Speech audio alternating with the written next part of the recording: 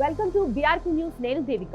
అమెరికాలో ట్రంప్ పాలన ఎలా ఉందో ప్రపంచ వ్యాప్తంగా గమనిస్తుంది. ఆయన అధ్యక్ష పీఠం ఎక్కినప్పటి నుంచి ప్రపంచ వ్యాప్తంగా 70కి దేశాలపై సుంకాలు సురకలు అంటిస్తున్నారు. ఇక ట్రంప్ అధికారంలోకి వచ్చాక ఎన్నికల్లో తనకు సహకరించిన వాళ్లను తన సలహాదారుగా నియమించుకుంటూ వస్తున్నారు. తాజాగా ట్రంప్ తన సలహాదారులు 2 ఉగ్రవాదులను చేర్చుకున్నారు. మరి ఎవరు ఆ ఉగ్రవాదులు, ఏ ఉగ్ర సంస్థకు చెందినవారో ఇప్పుడు తెలుసుకుందాం రండి. కరుడుగట్టిన అల్-ఖైదా, లష్కరే తోయిబా ఉగ్ర సంస్థలకు చెందిన మాజీ ఉగ్రవాదులకు ఏకంగా అమెరికా అధ్యక్షుని సలహా సంఘంలో చోటు దక్కింది. వారిలో ఒకరు ఉగ్రవాదం సంబంధిత కేసుల్లో దోషిగా జైలు శిక్షను అనుభవించి విడుదలైన ఇస్మాయిల్ రాయర్ కాగా, మరొకరు హమాస్, ముస్లిం బ్రదర్హుడ్లతో సంబంధాలున్న మాజీ ఉగ్రవాది షేక్ హమ్లా యూసుఫ్. వారిని రిలీజియస్ లిబర్టీ కమిషన్ ఆధ్వర్యంలో పనిచేసే అడ్వైజరీ బోర్డ్ ఆఫ్ లే లీడర్స్ లో సభ్యులుగా ట్రంప్ సర్కార్ ఎంపిక చేసింది. వారిద్దరూ అమెరికాలో ఇస్లామిక్ బోధనల్లో ప్రముఖులుగా మంచి పేరు తెచ్చుకున్నారని చెప్పుకొచ్చింది. కరుడుగట్టిన ఉగ్ర చరిత్ర ఉన్న మాజీలను సలహా సంఘంలోకి కూర్చోబెడతారా అని విమర్శలు వెల్లువెత్తుతున్నాయి. ట్రంప్ రెండో హయాంలో అమెరికాలో నెలకొన్న అవ్యవస్థకు ఇది మరో నిదర్శనమంటూ పలువురు మండిపడుతున్నారు.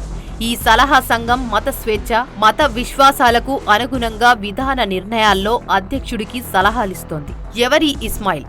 ఇతను అమెరికా జాతీయుడు. అసలు పేరు ర్యాండల్ టోడ్ రాయర్. 1992లో ఇస్లాం స్వీకరించి ఇస్మాయిల్ పేరు మార్చుకున్నాడు. లష్కరే తోయిబా, ఈజిప్టులో ముస్లిం బ్రదర్హుడ్, వర్జీనియా జిహాద్ నెట్వర్క్, పాలస్తీనాలోని హమాస్ ఉగ్ర సంస్థతో సత్సంబంధాలున్నాయి. ప్రత్యేక ఉగ్ర శిక్షణ కోసం 2000లో పాక్ వెళ్లాడు. అమెరికాపై యుద్ధం కోసం పలువురికి ఉగ్ర తర్ఫీదు ఇచ్చేలా ప్రణాళికలు వేశాడు. జమ్మూ కాశ్మీర్లో సైనిక స్థావరాలపై రాకెట్ ప్రొపెల్డ్ గ్రానైడ్ దాడికి సహచర ఉగ్రవాదికి శిక్షణ ఇచ్చాడు. ఆల్-ఖైదా, లష్కరేకు సాయపడ్డ నేరానికి 2003లో ఇస్మాయిల్పై కేసు నమోదైంది. దోషిగా తేలడంతో 20 ఏళ్లు జైలు శిక్ష పడ్డ సత్ప్రవర్తన కారణంగా 2017లో విడుదలయ్యాడు. అమెరికాలోని రిలీజియస్ ఫ్రీడమ్ ఇన్స్టిట్యూట్లో డైరెక్టర్గా ఉన్నాడు. అమెరికాలో తొలి ముస్లిం లిబరల్ ఆర్ట్స్ కాలేజ్ అయిన జేతునా కాలేజ్ సహస్య వ్యవస్థాపకుడు. ఈ కాలేజీలో షరియా చట్టాలను బోధిస్తారు. యూసుఫ్ కు ముస్లిం బ్రదర్ హమాస్లతో లింకులున్నట్లు తేలింది. వాటితో ఇప్పటికీ సంబంధాలు కొనసాగిస్తున్నట్లు చెబుతారు. అతని బోధనలకు పలువురు ఉగ్రవాదులు ఆకర్షితులైనట్లు స్పష్టమైంది. అమెరికా జాత్యహంకార దేశమంటూ వ్యాఖ్యలు చేశాడు.